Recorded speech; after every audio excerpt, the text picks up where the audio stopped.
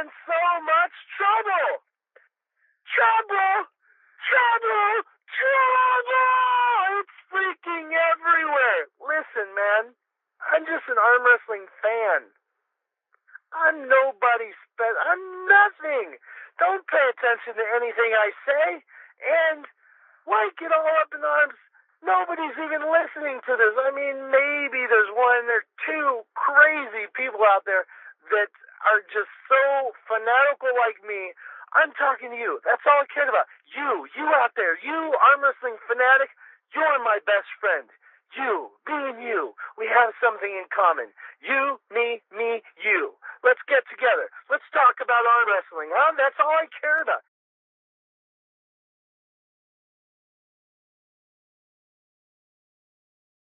ARMTV Radio. This is meant to have a little bit of fun. Ryan Espy from Canada, he said it best. Entertainment, that's what I want to go for. I want to go for a little entertainment.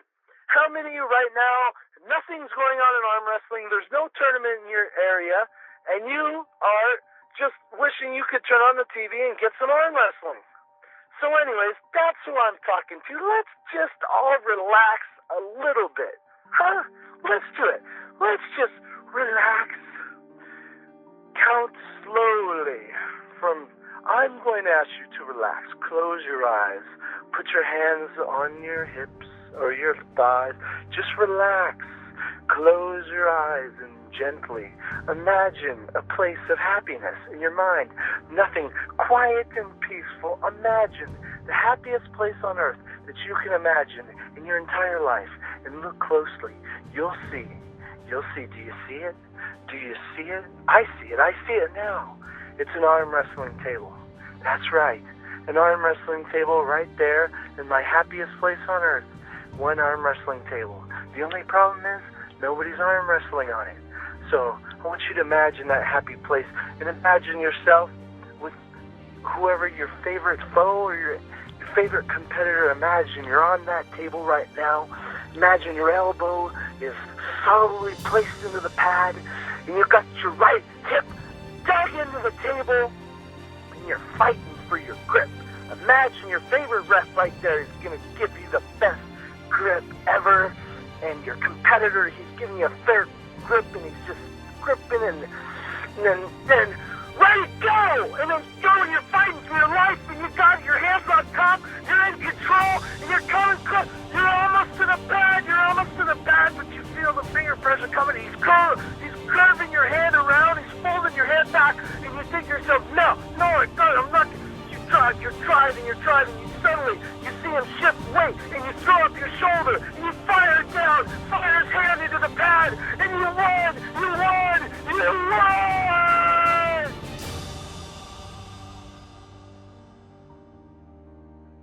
Travis Bagent, I'd like to welcome you. You are the very first guest on the new ARMTV radio show. We're going to be, video is real time consuming, and sometimes it takes a lot of time to get certain things up. But streaming podcasts right now is a huge thing. It's taken over the audio industry, radio industry, whatever you want to call it. And so I wanted Travis Bagent, the man, the myth, to be my very first person I interviewed. How do you feel about that? I'm very excited, very appreciative, and I'd like to thank ARMTV for having me and recognizing my greatness. Happy to be here. Travis, man, oh man, you've had a huge year, brother. I mean, there's just no denying that. Well, I mean, there's no denying it from you, but plenty of other people have been trying to taint it all year. I guess being a superstar has its flaws as well as its ups. It's got its downs as well as its ups, I guess. But yeah, I'm excited. It's been a great year, 2005. I just got one more tournament to finish it off. So right now, this week, the topic of discussion is the Jerry Cadorette, Travis Bagent Supermatch. And there's a lot of talk going around, and I hear you have some inside info. Well, yeah, I mean, I pretty much know from square one how everything came to be. I know for a fact it's a real matchup. The money's real, the event is real because I'm throwing the event, and the match was brought to me through a third party, and it's a go. I don't know what all the questions are about. I mean, Jerry Cadorette, he wants to make a comeback into the sport, and why not start at the top? Now, do you know why I'm interviewing? Do you know why I want to talk to you? Of course. Why? You want to talk to me about the $15,000 match against Jerry Cadorette Saturday? Okay, now tell me, does Cleve Dean, is anything he's saying hold true? The thing is, I've been doing this thing now 28 years, and more than 25 years ago, I was approached with the same type of promotion. Look, we can do this, put up, like we're putting up all these mega bucks, and make it look like this and that and the other, and I declined it. I said, that's the reason I declined wrestling years ago. I don't like things being fixed or staged and stuff like that. People pay to see a thing, people are betting on something or other.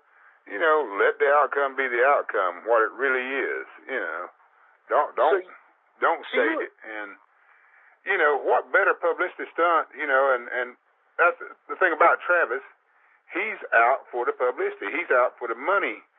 And, he doesn't make any bones about it, so why should I make any bones about it, And, for Jerry Cadorette to challenge him for $15,000, to me, it's just ridiculous. I pulled both of them, and I know unless Jerry gets real lucky, he just can't do anything with Travis. I mean, he's fast, he's sudden, he's tricky,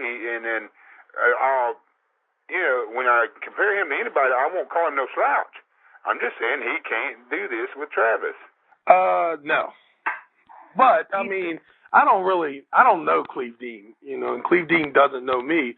But, I mean, with everything that's been done in the last few years, I mean, I guess it would be possible, that somebody could say something crazy like that. And it really, I don't think I need any more self-promotion this year. So, but, I mean, it is a good idea what Cleve's saying to fix a match and, try to just feed off the publicity. But actually, this match was, was not my doing. I was notified that the challenge was out for me. I just changed the numbers to make it a little more interesting.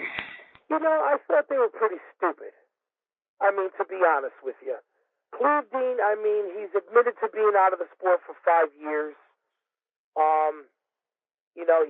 His opinion on how Jerry pulls and how Travis pulls, he has the experience. He has pulled them both. But, I mean, you're talking 5-6 years ago. A lot of things can change. A guy comes back. A lot of people are planning on Jerry Cadorette going into a shoulder press. Well, what if he don't do that no more? What if he decides I'm going to try and drag hook him? Well, do you have any inside info? Is Jerry going to mix it up? To be honest with you, I would think Jerry's going to mix it up. I don't think he's going to want to go into the match being one-dimensional. I mean, I have trained with him. We've gone over the rules because he was unaware of a lot of the new rules. So we had to clarify him with those. And, I mean, it's going to be an interesting matchup. A lot of my training partners that I train with, they're convinced Jerry's not even going to try and shoulder press him in the first match. They're thinking he's going to try a different approach to see if it works. Me personally, I think Jerry's going to go with what he could do best. I started in April. So, I mean, I've had, May, June, July, August, September, October. Yeah, about 6 and a half, 7 months. So, see if I can't prove everyone wrong, right? Have you evolved? Have you changed? Do you prefer I looked at where I used to be the weakest, and I looked at a lot of tapes of me, the way I used to pull. And, I just dove right in, went inside. If someone wanted to go inside with me, all the better. That's where I wanted to go. Everyone wants to go outside. So people would go to top roll, and, their hit, my hit, they end up with my wrist or my hand bent back, and that's okay. I could pull like that. I could still pull like that, but I prefer, obviously, to go inside. But I've been working on my hand and my wrist so I could try and go outside with people. But you know what? I know Travis is real good outside, and I know that a lot of people are real good outside. But the way I've been practicing, I'm trying to be more versatile and be able to go outside or inside. So I feel much more comfortable than I did before, being more one-dimensional before and trying to be multi-dimensional now. So we'll see. So you were thinking that this match is so outlandish and crazy, it would have to be a publicity stunt. And knowing Travis is all about the money anyways, it's not like it's impossible. I have heard of crazier things, right? Yeah, me too. A lot crazier. I mean, like I say, I was approached with it 25 years ago, so, why would I think it's crazy? I mean, it's not the first time I've heard tell of it, Okay, so the fact is, this match is coming up on Saturday. And did you hear the interview with Travis? No, I hadn't. He basically said that this wasn't his idea. Jerry Cadorette approached him, and this is all Jerry Cadorette's idea. And Jerry Cadorette believes in his mind that he could beat Travis. He'll never pin Travis. If Travis loses to Jerry, it's going to be a foul. He's going to have to foul out. Now, if somebody shows me and proves me different, then I will sure beg to differ and apologize for having any doubts whatsoever and everything like that. But I pull both men. Jerry, he has one thing. He fires sideways hard and fast and hopes he gets you over so far that he can lay on you with that shoulder. I've stopped Jerry in that dead position and just sat there and held him, But my arm's so sore already, it was unreal. And I couldn't imagine me stopping Travis in that same position and holding him. So if Travis ever stops Jerry, it's over with. Now, Peter Milano, in Cleve Dean's defense, he does have a point when he says Travis Bagent is known for talking all about the money. So it's not crazy for someone to think that. I mean, that's just a man's opinion. Travis is about the money. Crazier things could happen. I agree that, the assessment was a good one, but I mean, why call Jerry Cadorette? Why call somebody that hasn't been around in so long? Why? Because, it just seems too far-fetched to be calling out a guy like Jerry Cadorette to have him dump a couple of matches just to hype up Travis Bagent, in a tournament that's in Connecticut. I mean, I don't see the point. Travis has plenty of opportunities to go and promote himself and make his money. Why travel to Connecticut, and ask Jerry to do this to make him look better? I mean, before this matchup was concerned, nobody even knew about the tournament. And then once we acquired that match, we decided to pump it up a little bit more, and then it took off. And I mean, to come out with these accusations like it's something false, I mean, it's just ridiculous. So this is not a publicity stunt? Not at all. This is Jerry Cadorette seeing all the hype from the ESPN shows, the Fox shows, the Best Damn Sports Show, ARMTV, and the rest of the arm wrestling community, telling him that Travis Bagent is the new man on the block, and him not agreeing with it and wanting to prove that he's the man. Describe to us some of the things that started to occur over this last year that caused you to take a little bit more interest in the sport. Well, occasionally I'd go online, see how everyone else was doing, and just wanted to see, basically what was happening in the sport. I saw Travis up and coming, and then saw Travis taking the number one spot, and saw my ranking kept dropping, and then I really didn't care at that time.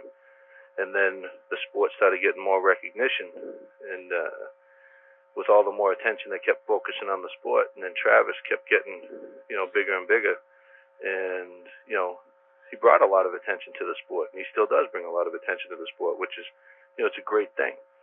But then a couple of my friends that went to meets said that, he was arrogant, he was condescending, and demeaning towards other arm wrestlers. And I says, well, and so I watched a few of the videos, saw him, and my brother was the one that originally started it, said, you got to get back in there, you got to shut this guy up, someone's got to put him in his place, whatever. And I agreed, and then that's when Alan Stilkey came in the picture. If there's a way you're going to come back in the sport, I'd say he picked the way to do it, and it happens to be at your tournament. How did that happen? That's a funny question, because I was actually scouting Alan Stilkey at the time to pull in the 242 matchup that's happening on the 19th, and he got back to me and he had said, I'm kind of working on something that would be huge. He goes, and I mean, he's like, I was going to throw an event, but he goes, since you already got one going, why don't I just let you have it at your event? I did all the work, but you can have it at your event. And I was like, well, what are you talking about? And he goes, Jerry Cadorette wants to get back into the sport, and he's calling out Travis. And I said, you're kidding me. Jerry's going to get killed. He goes, no, Jerry is serious. Jerry's putting up $5,000, and Travis is giving him 2-1 on the odds. And I said, what? I said, you're kidding me. He goes, no. He goes, the winner will get $15,000. I've been just not doing anything. I mean, I was just lazy. I got out of the sport. I did nothing but work and, just work and buying houses, And next thing you know, I started to get out of shape, and, I was getting, lazier and lazier by the day. So, in a way, I'm thankful to him, because this has forced me to get back into shape, forced me to, start back up in the sport and, go after something again. Do you know Jerry Cadorette at all? Yes, I know him.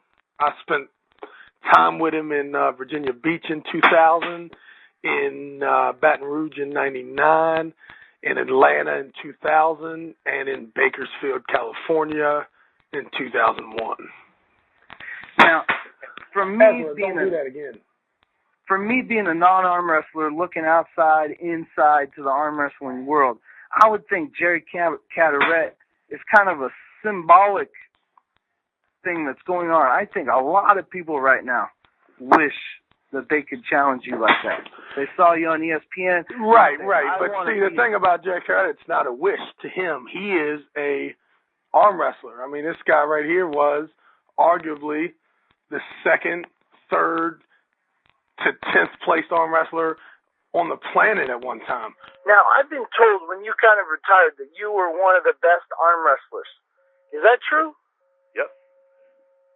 Yeah, when I went out, I won the last Worlds I won was in 2000.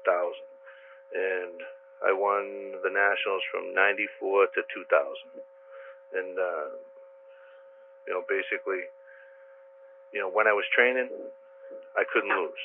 When I would go to meets and didn't train, it was a lot tougher. But when I was training and when I was on my game, I didn't lose. Well, what's giving him so much confidence? Well, I just think that's the kind of person he is. I think he's the type of person who, if you're in if him and his date are out at the club and you grab his girl's ass while he's walking by, he's not the type of guy that talks about things like that. He'll smack the you. He's got that type A personality that most of us arm wrestlers have, and he has a little more self-confidence than 95% of the rest of the arm wrestlers. So, I don't think it's a bad bet. The only time it would be a bad bet is if he went and got his last $5,000, so his wife and kids can't eat next week if he loses. But if he got the money from his buddy, or if he's doing well enough, $5,000 is not a lot of money to some people, Right. So you figure if you can somehow not hurt yourself to come up with the money, the fact that you get to, double your money, triple your money. I mean, what kind of shape were you in compared to when you left the sport? Oh, please. I was probably in the worst shape of my life. April, I hadn't gone to the gym in forever, and in April I was, like I said, I was just lazy, out of shape. And once I found out that, this was going to be a go, I did a 180, went to the gym, bought a bunch of weight equipment, set up a weight room in my basement, started going to arm wrestling practice twice a week, and then just slowly started getting better and better, and, tailored my workouts to be all for arm wrestling. And maybe it hasn't, but we're going to find out if the last 4 years, if arm wrestling has improved. because before Jerry left, he was quality, 1, 2, 3 in the world, 1, 2, 3 in the United States, maybe 1, 2, 3 in the world, because he did go to 2,000 Worlds and win. He had a tough time with the Russian guy, and he beat Dan Victor, had a pretty good match with Dan Victor, left in 2001 having a real good match with Harold Owens that lasted forever and them fouling out. So he'd have to take, for his 4-year layoff, he's got, not only does he have to be as good as he was before he left, but he's got to be 2 or 3 times better to be able to beat me. But maybe, the 20, 30 pounds more that he's put on, and maybe he has been training for arm wrestling. But if you ask me, if he just started arm wrestling 4 months ago to get ready for this competition, and he can beat me, then, he deserves the money. And he deserves the credit. I'm not saying it's going to be an easy thing, but, it's determination. And if I don't believe it in my head, then it's never going to happen. So I believe that I can do it, and I'm telling you, I put in a lot of work, and, mentally I'm ready, physically I'm ready, I'm bigger, I'm stronger than I've ever been in my life, and, I owe it to Travis, really, so it's going to be a good match. I'm not taking anything away from him. I know he's good, and I know he's quick, but I left off, and, I was quick, I was good, and that's all I've been working on is being quick, good, and strong. And we're gonna find out in 4 days whether or not I'm ready. Travis's interview, he seemed to me he'd seem to give props a little bit to Jerry for going into this. He wasn't doing a whole lot of trash talking. He basically said if Jerry Cadorette wins this, then he deserves it. What do you think? Yeah, Jerry does win it. He does deserve it because it takes a lot of what. To freaking call out probably the best super heavyweight right now. I would have to call Travis the best super heavyweight right now. So to call out the top guy in your weight class, and tell him, hey, I got $5,000. Where's yours? Let's go. That takes a lot of balls there. It takes a lot of them. That's big time. It's weird. It's completely different. You know what I'm saying? Now you find you get a lot of people that think that you're going in as the underdog and think you're going to lose. And they're saying, oh, can he stop him? Before it was, how long will the other guy last? Now it's twisted back the opposite direction. So I'm the one that's going to come back and I got everything I have to prove. So that's what I'm going to do. I'm going to go out there. I'm going to prove that I'm just as good as I was when I left. Well, I'm certainly not going to say it's impossible. I've done it. I stayed out and come back for years, went and won Yukon Jack Worlds. I've done the same thing here, it's certainly possible. But even when Jerry was in it steadily, I do not put them as the same caliber. And which, something I'm surprised that really Travis hadn't anything to say, especially saying that I got my information from another source, which I did not. I do not talk about other stuff and give them my opinion there. My opinion on Travis strictly comes from, what I've seen of Travis and what I've had to deal with him and stuff like that. And I said he is very talented, and he is. He is a higher caliber than Jerry Cadorette I've ever thought was. And like I said, I'm not trying to take away from Jerry. I'm not trying to do that at all, because Jerry is very good. He is very sudden. He is coy as any arm wrestler I've ever seen. But he's just not in the same caliber with Travis, or I'm bad fooled by Travis 1. When I talk to a guy like Todd Hutchings and I say, how did you get so good so fast? He says it's all about his training partners. So that means the only way Jerry Cadorette, to me, has a chance is if he has a good training team. Does he? Do you know anything about that? I have absolutely no idea as to where Jerry works, where he wrestles, where he lives, where he does anything that he does. I have no idea what his life. The only thing that I can vouch for is my training facility, and I have no training partners. So I disagree with Todd Hutchings. I think your training is important, but not your training partners. Now, for Todd Hutchings, who doesn't know how to arm wrestle, that has to be told everything to do, maybe it is important for him to have training partners. But for me, you know, if I had training partners, I would just be teacher. I wouldn't be the guy who got to listen and get told what to do. So I have absolutely no idea about Jerry's. But, I mean, I think Jerry knows how to arm wrestle. He knows his move. He knows how to get stronger. Now, can he put it all together? And can anybody in the world take up arm wrestling, or can they lay off for 4 years and come back and be the best? We'll find out Saturday. As an arm wrestler, I can tell you I've already told Travis the same thing. If Jerry Cadorette pulls off any type of victory over Travis, that I'm going to beat Travis next. Because I don't think Jerry can beat Travis. That's just my honest opinion. I mean, as far as Travis elbow falling out, different story. I could see that happening. As far as Jerry pinning Travis, I don't ever see it happening. Well, what is it, 3 out of 5? What is the scenario? Best 3 out of 5, right-handed. My entry fee was $10,000. I'm not sure what his entry fee is, but all I know is that the winner wins $15,000. Now, why was he giving you such a beef on the message board about the money? I have no idea I don't really know. Jerry doesn't know me either. I have no idea why he thinks that I wouldn't have $10,000 in 6 different accounts that are in my name. But for some reason, I don't know. I mean, I guess he just think I'm broke. I don't know what his problem is. But Christian Benny has the money at his house in his hand, and as far as I know, the tournament's on. Now, Travis is sort of, a mind game. He likes to put mind games on his opponents. Now, in the last couple months, you've been giving him issues on the money. Was that you were kind of, trying to mess with him a little bit? Well, what was your motivation? It's funny you mention that, because I had a couple people that said to me there's no way he's coming up with the money, and, that he's stiffed a couple people before for the money. So, and I can't take anything away from Travis. In that aspect, I don't know Travis. I was just going on what people were telling me. I like the guy, and I mean, he's brought a lot to the sport, and I'm happy for that. And I mean, the more he brings, the better off it is. The sport is. But is he arrogant? Yeah, we know that. Does he have a big mouth? We know that too.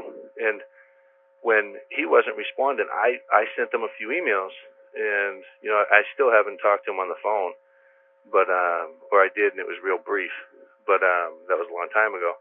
So was I getting a little nervous after people keep shooting me these emails telling me that he isn't going to be good for the money? Sure, I mean it's only normal. What about reffing? Who's going to ref this? This is a lot of Chris Ganji, and Keith Michelle, and I don't think they'll be that big a deal. I mean, we're going to set up there for 30 seconds, step away from the table, get a set grip, and they're going to run them just like AAA rules. I can't imagine anybody would have a problem with the reffing. People always complain about the refs. The only time the refs do a bad job is when they don't just enforce the rules. It has been a pleasure. I'm glad you're back in the sport.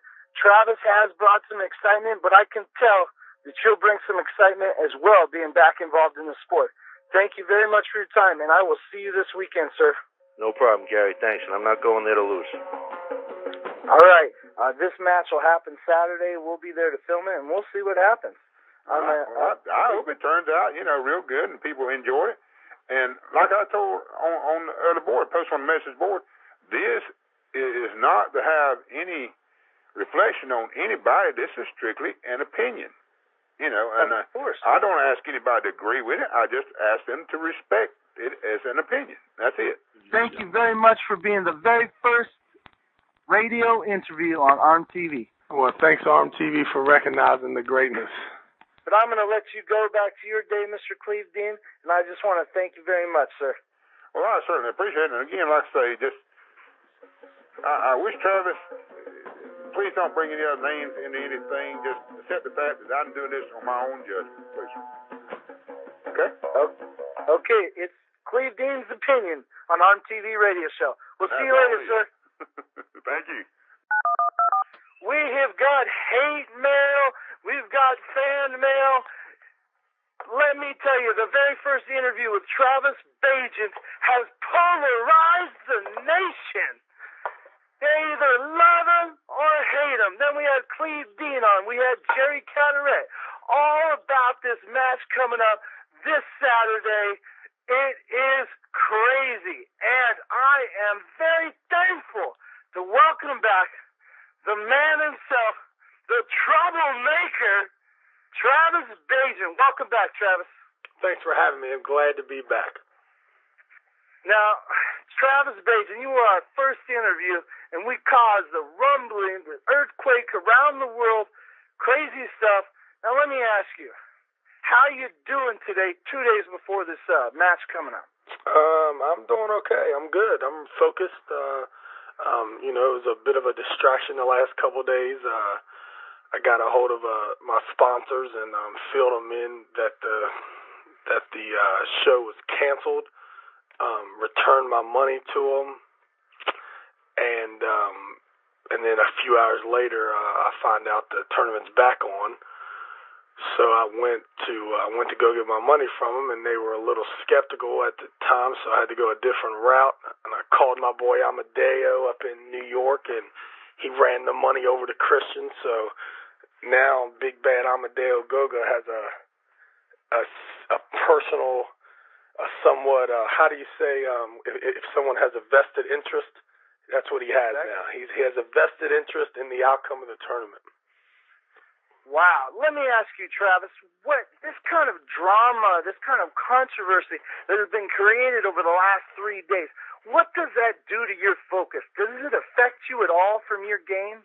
Well, I mean, it's not. It's good and bad. It's good because everyone's talking. A lot of pressure is getting put on me, which is something in the past I've said that kind of motivates me to just predict and to talk a lot and just put an extraordinary amount of pressure on myself so that losing is not an option. On the other hand, it gets when people come out and agree with people that don't agree with me, it kind of, it has its negative effect on me as well, I suppose, somewhere deep in my psyche. But I need to realize that I'm a little bigger than the sport, so I need to be careful, and I probably should apologize, about some of the comments I made. I should never argue with people that are beneath me, because it just makes me look like a bully. And when I mean beneath me, I mean people that have no idea, the shoes that I stand in every day. If I was going to argue with John Brzenk, then I would have someone, if I'm going to argue with Ingen Terzi and John Brzenk and people who are credible, then when they tell me that I'm doing everything wrong, I could understand. But when people who have absolutely nothing in common with me tend to disagree with me, and then we start arguing, it's a no-win battle for me because I'm arguing with someone who doesn't understand the situation.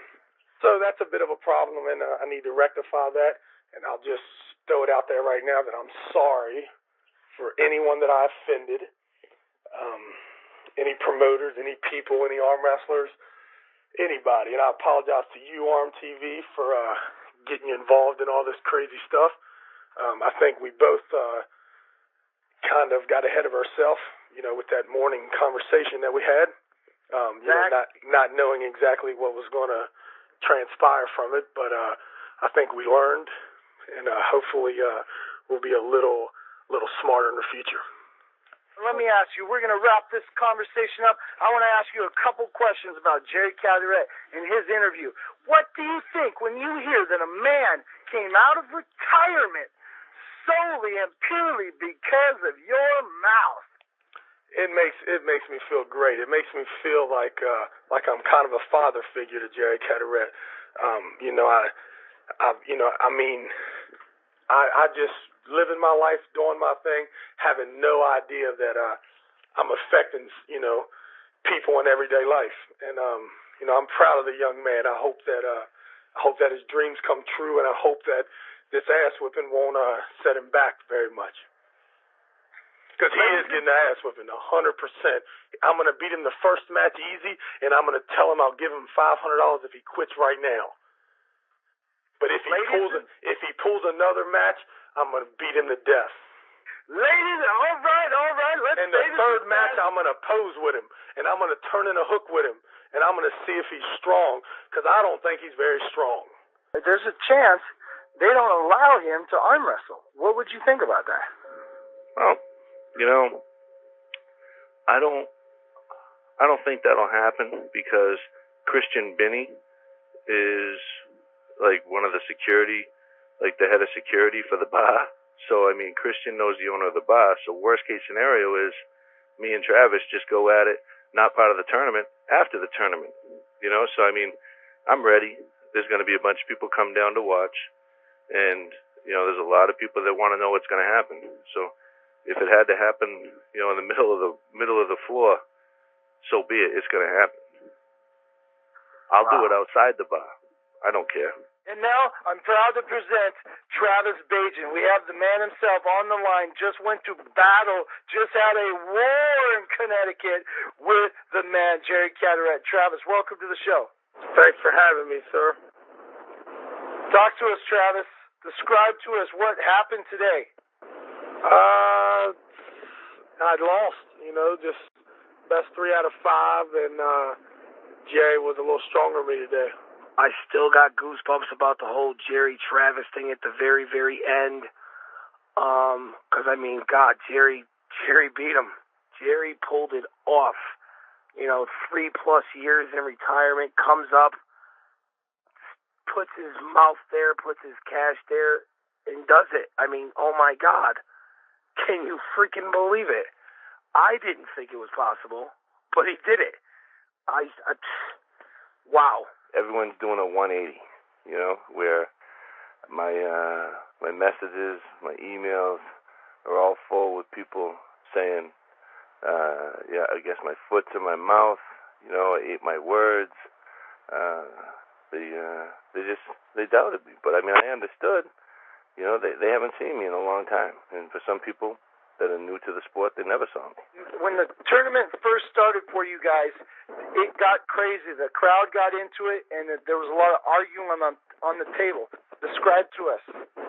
Yeah, I mean, Jerry was, pretty relentless with starting, as tight as he could, and a lot of complaining, but nothing I'm not used to. That used to be me, years ago, trying to, take every little advantage. So I really don't think I can tell you match by match. It's pretty much a blur to me. My mouth, maybe my foot is in my mouth. I was told you couldn't do it.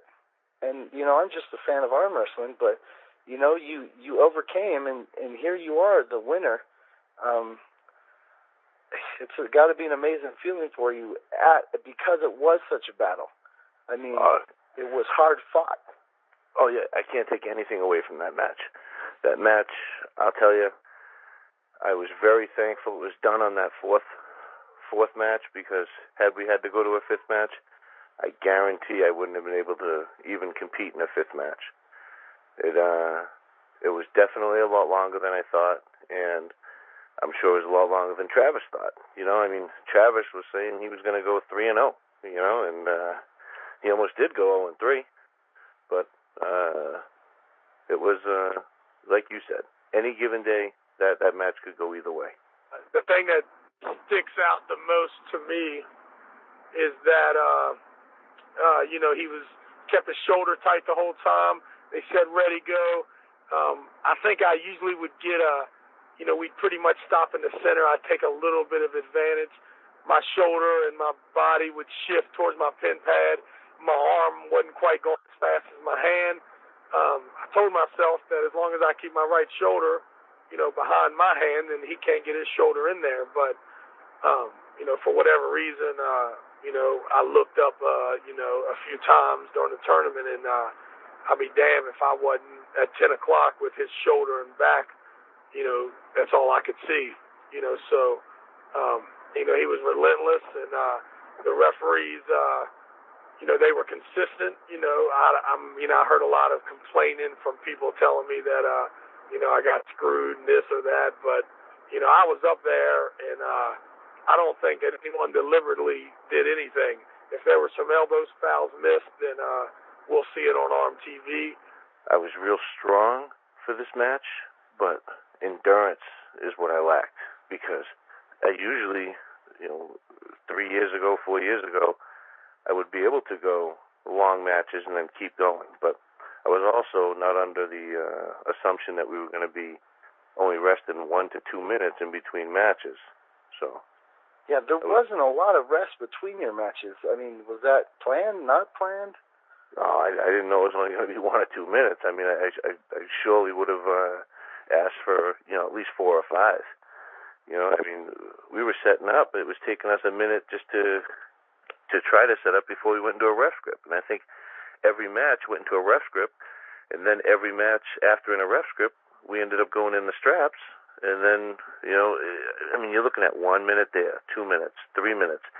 So we had 4 minutes of fighting for setup before we actually went in the straps and went for a go. So, I mean, you're expending a lot of energy and time, and, you get fatigued just setting up, especially with an animal like him.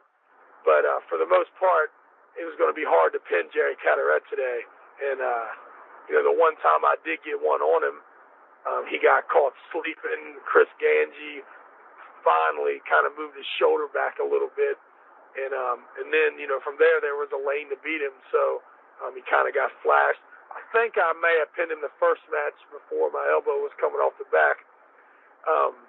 But, it was definitely an experience. And, I feel sorry for Amadeo losing his money like that. Just a few weeks ago, a few days ago, it would have been my money. So, I'm fortunate, if there's any way to look at it. But, I don't have, a whole lot to say, I'll have a lot more to say after I get to look and see exactly what happened. But, I'll say that, Jerry was in a good environment. The crowd was hostile. The refs kind of let the crowd dictate a little bit, kind of got in there, and, they called a lot of fouls early, but then it seemed like they would never call a foul. Even if there was fouls, there were restarts with no fouls given. So it was a definitely weird situation. Have you had a chance to look at the footage yet, Mr. Roberts? I had talked to Travis probably just about a week before the match was happening. And he said, I don't want any problems. You don't want any problems. And, we would go forward. And he doesn't know why people are thinking there's going to be big problems, because he knows we're going to end up in a ref script every match anyway. And I agree. You know what made that match, that whole series of matches so difficult? Is one, it was an unsanctioned match. There were no set rules. Everybody was arguing, what's the rule? What's the rule? They were using the common rule. They weren't using any set of rules. They were using the common rule that's usually known by all the arm wrestlers. If they were using a set of rules from the organization that was holding an event, if they were using USA, AAA, IAF, NAA, if they were using a set of rules, I think the refs would have had a lot easier job of getting it done, because then everything would have been clear-cut and decisive. Jerry's shoulders past the center line. That's a USA rule. If it goes past the center line, it's a foul. It didn't count yesterday. So for future reference, if we were to do this again, we'd have to sit down and iron out the rules more specifically so people know exactly what is what. Exactly. That's one of the things that hurt Travis the most yesterday, is there was no clear-cut set of rules. Nobody really knew, what they were trying to work against.